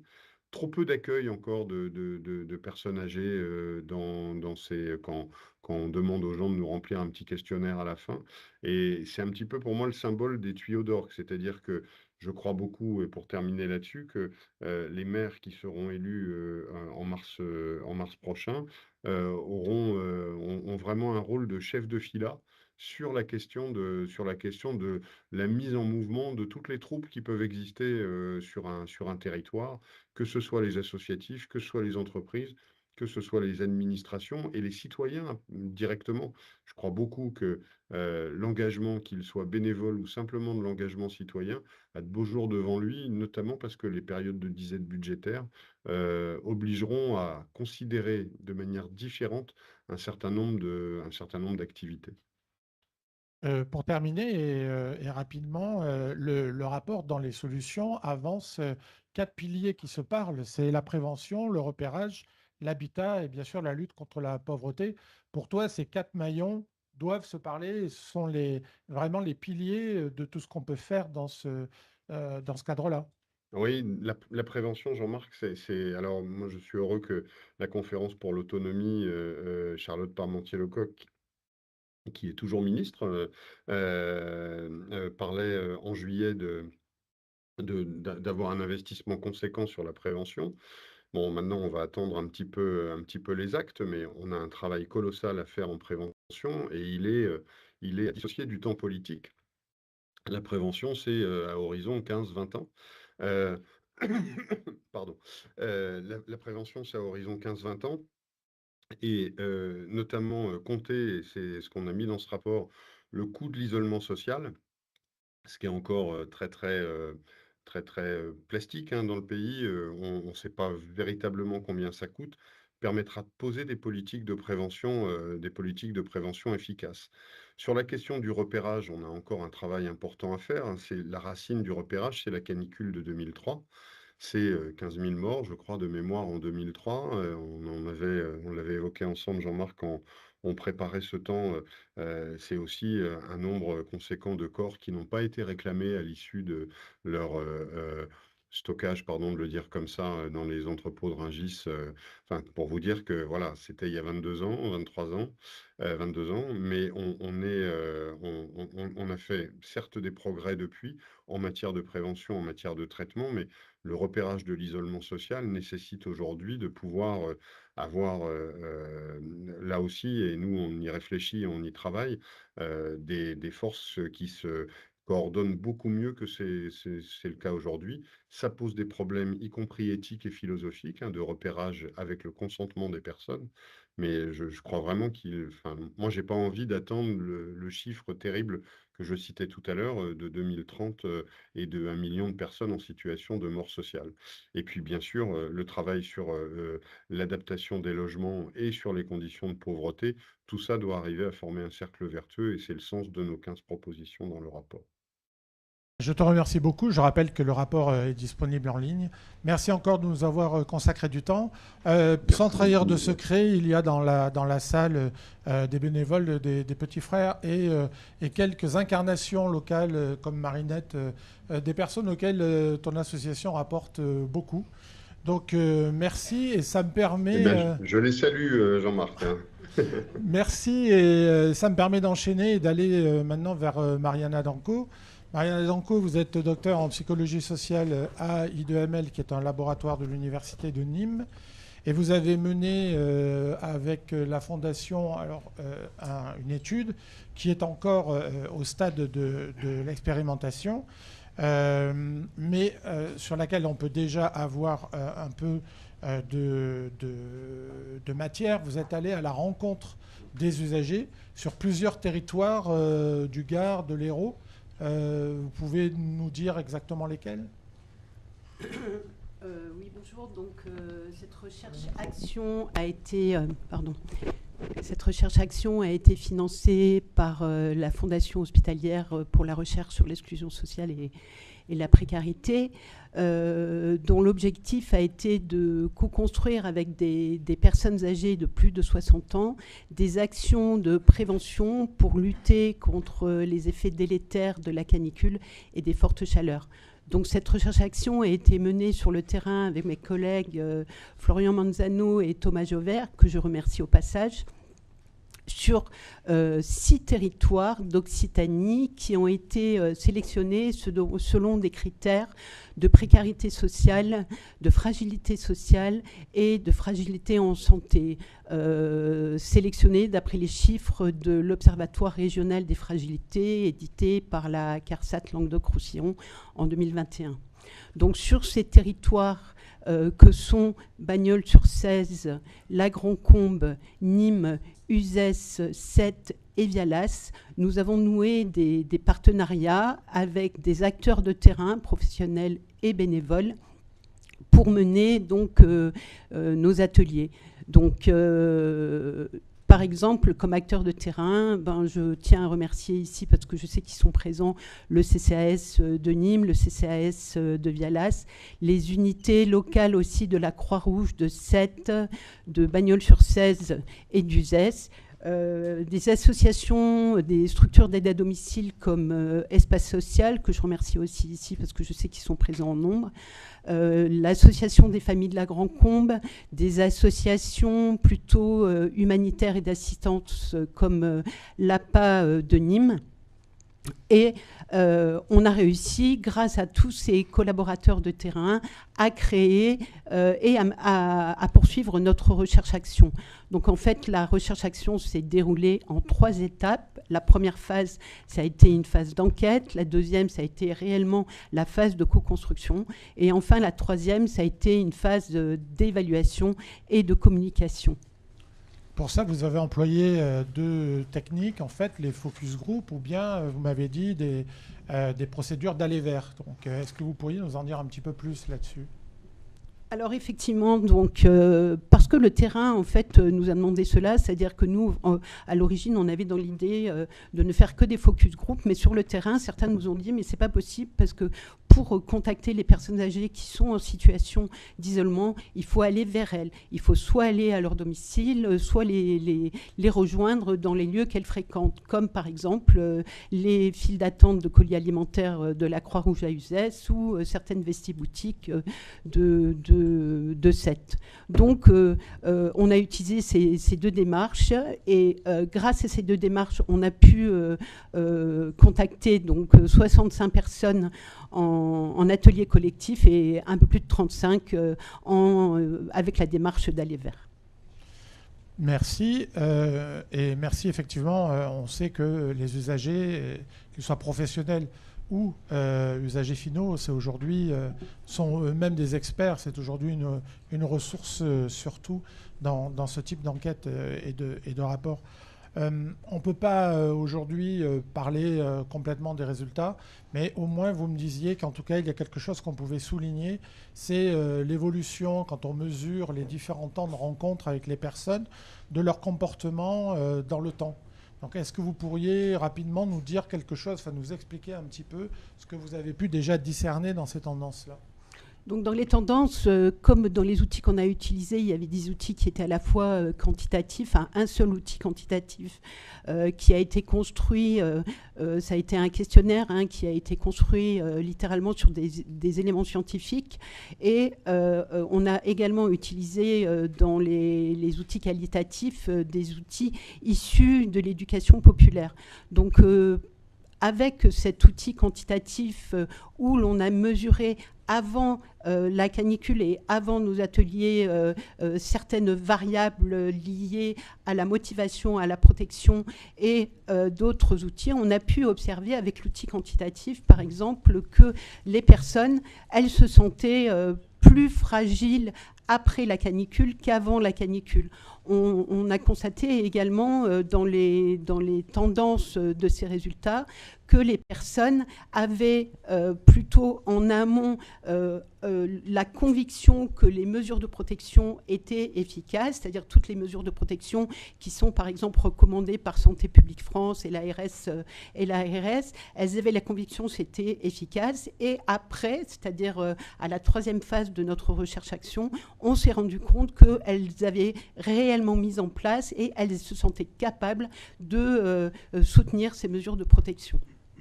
Donc les faits, la canicule, dans les faits, le fait de l'éprouver, a renforcé les convictions qu'elle pouvait avoir avant sur l'intérêt de ces mesures de prévention. Tout à fait, ça a renforcé et ça a mis en action en fait leurs idées. Par exemple, dans notre questionnaire, on avait une question sur les représentations sociales de la canicule parmi les personnes âgées en situation d'isolement social et de précarité. Et lorsqu'on les interroge avant, elles nous donnent des éléments plutôt d'inconfort physique, de désagrément par rapport à certaines pathologies, mais qui étaient plutôt sur le plan cognitif, alors qu'après, c'était vraiment, on sentait vraiment qu'il y avait une conscience du risque qui avait émergé et aussi plus de facilité à aller vers les comportements de protection. Merci beaucoup. On attendra le rapport final avec un grand intérêt. Pour terminer, tout ça aussi, le terrain, les réactions, ça nous amène à aborder la personne âgée dans sa fragilité sur un point de vue plus médical. Professeur Jandel, je vous propose, puisque on va diffuser des diapositives, de vous mettre derrière le pupitre. Merci, ne m'en veuillez pas. D'abord, je voulais remercier Elisabeth Vinot de m'avoir invité à cette table ronde. Et ne m'en veuillez pas de paraphraser aussi bien Bernard Le Tesser qu'Yves Lanier, puisque je vais vous présenter des éléments qui ont déjà été pour partie abordés.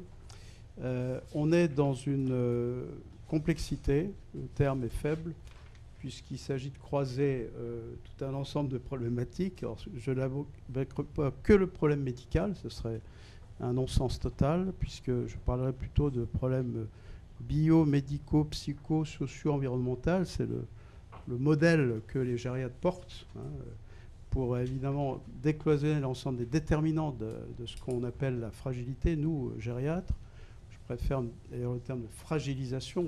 Il s'agit d'un phénomène non pas statique, mais dynamique. Hein. On avance en âge et on risque d'entrer dans la fragilité, mais on se fragilise. D'aucuns parlent de précarité, d'aucuns parlent de vulnérabilité. Les mots mériteraient qu'on les redéfinisse. Alors effectivement, pour nous, la fragilisation, c'est un peu l'intégration de l'ensemble des déterminants sociaux, médicaux, psycho, environnementaux. Et les aléas climatiques, évidemment, en font partie. Croisement des transitions démographiques, épidémiologiques, je vais insister bien sûr sur ce volet-là plus peut-être, écologiques, économiques, numériques, et ce sont les enjeux et les perspectives qui se présentent à nous. Je dirais que tous ceux qui sont ici présents sont concernés par le sujet, on va le voir. Alors pour nous, la fragilité ou fragilisation, ça a été défini par une personne qui a une trentaine d'années déjà, qui a montré que le phénotype des personnes de plus de 100 ans, hein, caractérisé par cette fragilité, hein, eh bien, était un marqueur d'entrée dans la perte d'autonomie. Hein. La notion de perte d'autonomie est un concept très, très gériatrique. Perte d'autonomie dans les actes de la vie quotidienne, vous savez, c'est le fameux cri « Agir » qui vous permet d'obtenir ou pas l'allocation personnalisée à autonomie.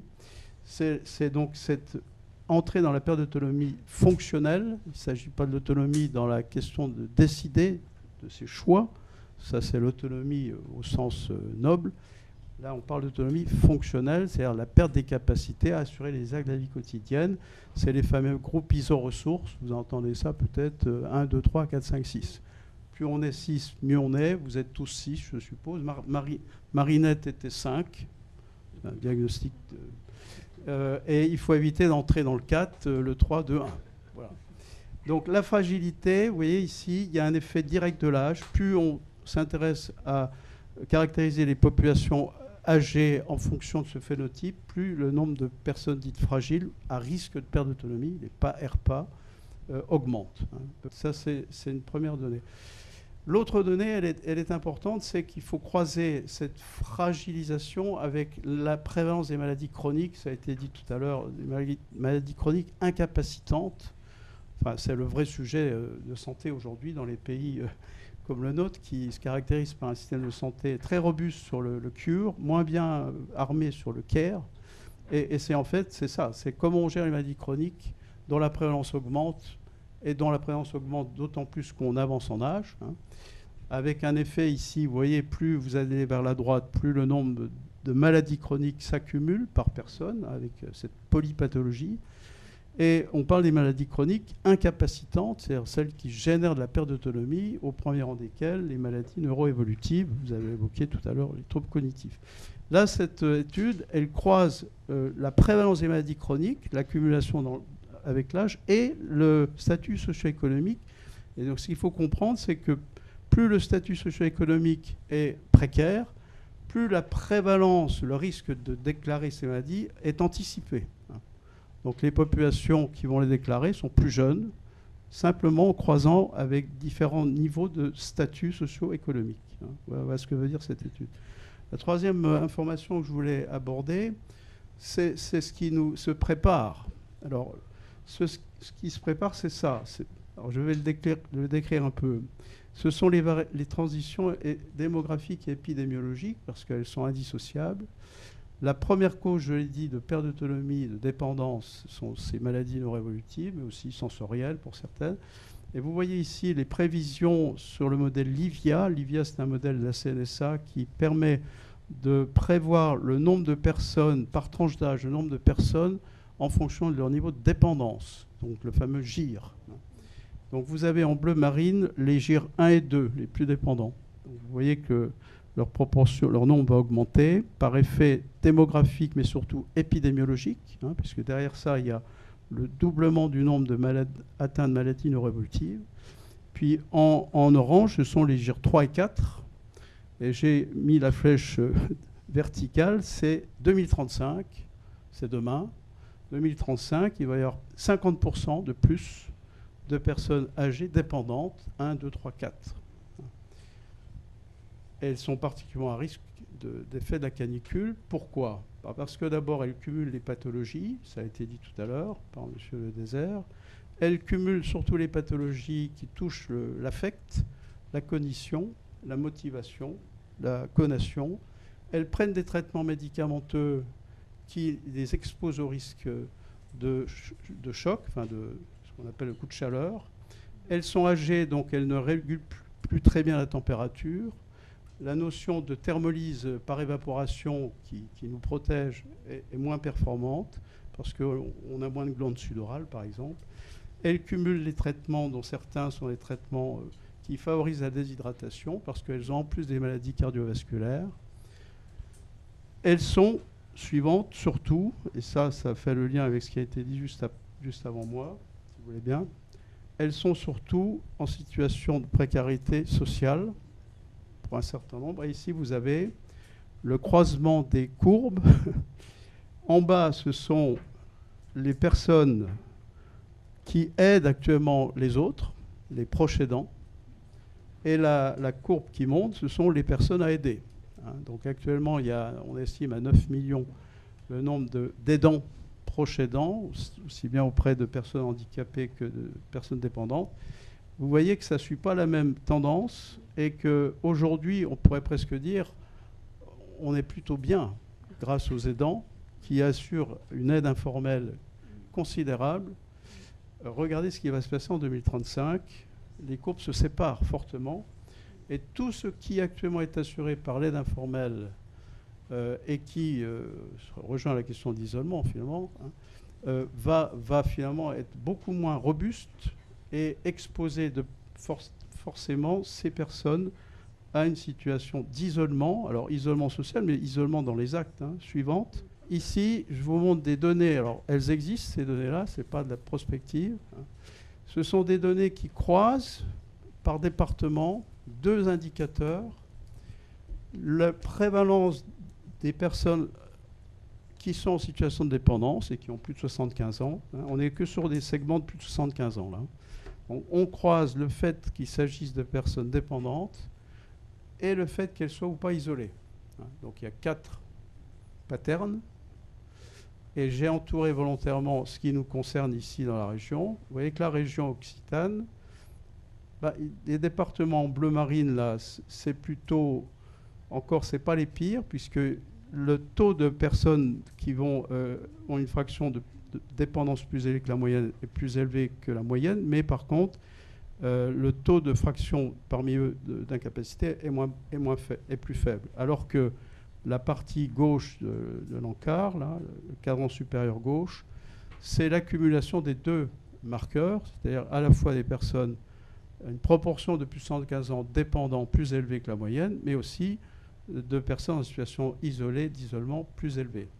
Donc voilà, je pensais intéressant de vous présenter ce travail du Haut Conseil de l'âge parce que il se base sur les données Livia que je vous ai présentées avant et croisées avec des données de l'adresse.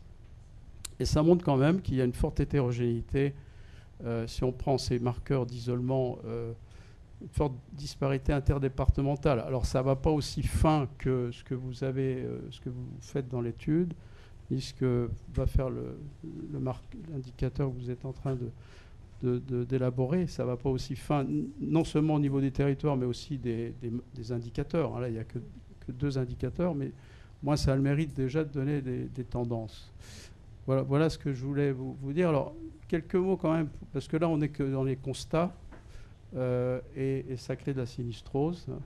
Donc, quelles sont les réponses? Parce qu'il faut quand même peut-être poser la question des réponses. Comment affronter ces phénomènes stochastiques que sont les canicules. On a rappelé tout à l'heure l'effet des dernières canicules.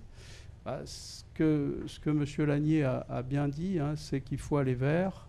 Alors, il y a quand même eu un certain nombre de plans, j'en citerai quelques-uns. Il y a eu le rapport Gedge, de Jérôme Gedge, que vous connaissez certainement, qui avait été commandité par le ministère au moment de la crise Covid, parce qu'en fait, il y a des points communs entre Covid et canicule. Vous disiez tout à l'heure, madame, que les personnes qui avaient subi la canicule étaient plus fragiles après.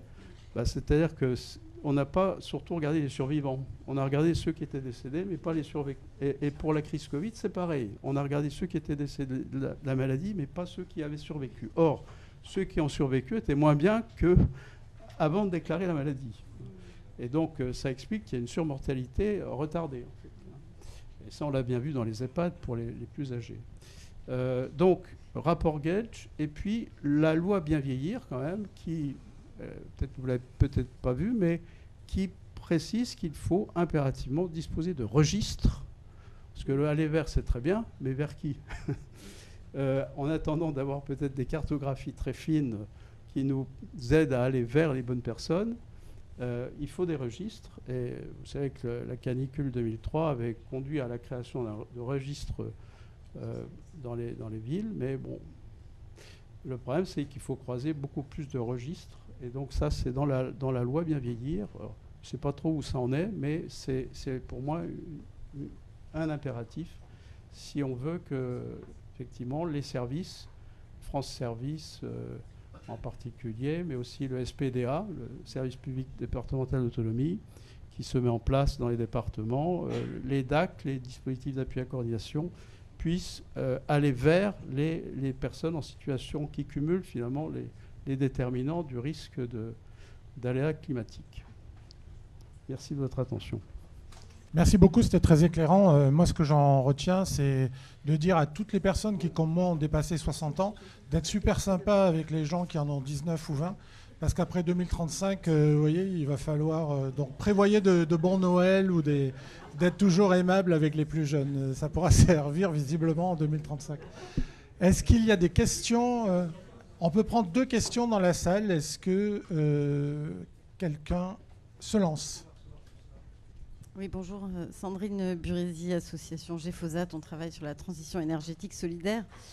Et en fait, je voulais témoigner d'une chose, c'est que quand on travaille, quand on fait du terrain sur les questions de comment on consomme l'énergie l'été, donc a priori une entrée plutôt énergétique, on cherche des gens pour aller chez eux et on trouve des personnes. Et les personnes qui sont partantes pour qu'on aille les accompagner, leur proposer un accompagnement personnalisé, ce sont souvent des personnes âgées seules. Et donc, je pense que faire de la recherche-action, c'est aussi lutter contre l'isolement de ces personnes. Et donc, on fait d'une pierre deux coups, puisqu'en fait, on fait progresser la recherche et on fait aussi progresser la lutte contre l'isolement. Je pense que là, on prêche des convaincus. Je pense que Merci, Alexandre. Non, Claude, j'en profite pour te bisuter un peu, mais quand je vois ta carte, là, je ne sais pas comment faire plus fort, j'ai le micro dans la bouche. Quand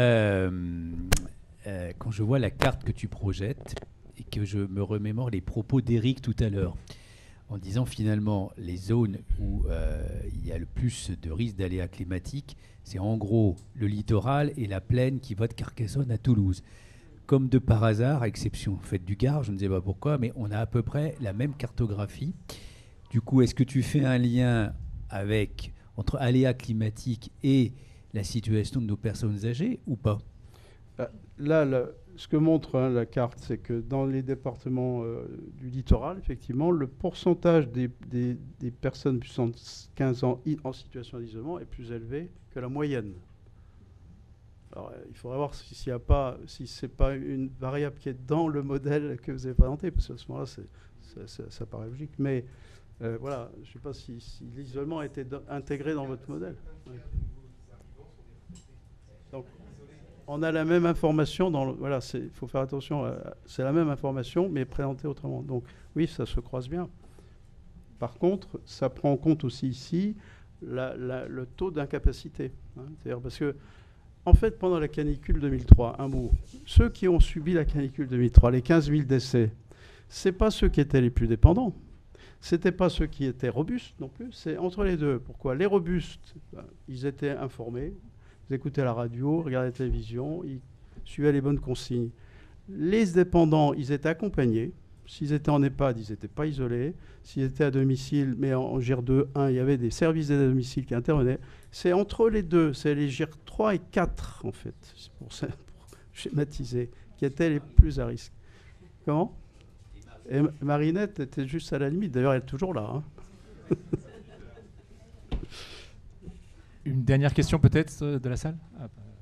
Bonjour à tous, je suis la directrice du centre social Émile Jourdan, juste en bas du quartier, et je travaille beaucoup avec la faculté Vauban. Je remercie monsieur le directeur de la faculté avec notre jardin partagé avec les habitants et beaucoup d'aînés d'ailleurs qui y viennent. Ma question, c'est que nous avons une commission santé qu'on a mis en place en 2025 et avec le service direction santé de la ville de Nîmes qui travaille avec l'ARS.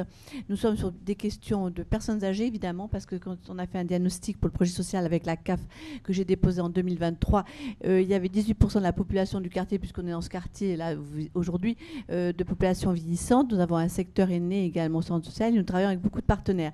Le plus difficile pour aller vite, ma question, c'est on va aller vers, mais c'est le porte-à-porte qu'il faut, parce qu'on a beau faire des actions, on a beau faire beaucoup de choses pour faire bouger les gens, aller chez eux. Si le aller vers, ce n'est pas aller toquer à la porte des personnes dans le quartier isolé, on ne les voit pas, quoi. Ils sont presque invisibles. On a des gens qui sont en grande difficulté et qui sont chez eux. Donc, c'est vraiment un travail minutie de territoire, de finesse, de se aller vers. Vous parliez tout à l'heure pour les personnes âgées qui sont beaucoup en besoin, effectivement, de santé, etc.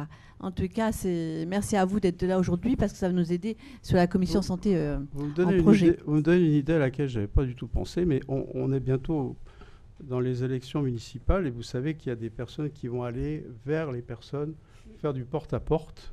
Peut-être qu'on pourrait les former à ICOP et leur demander d'instruire ICOP auprès des futurs des électeurs.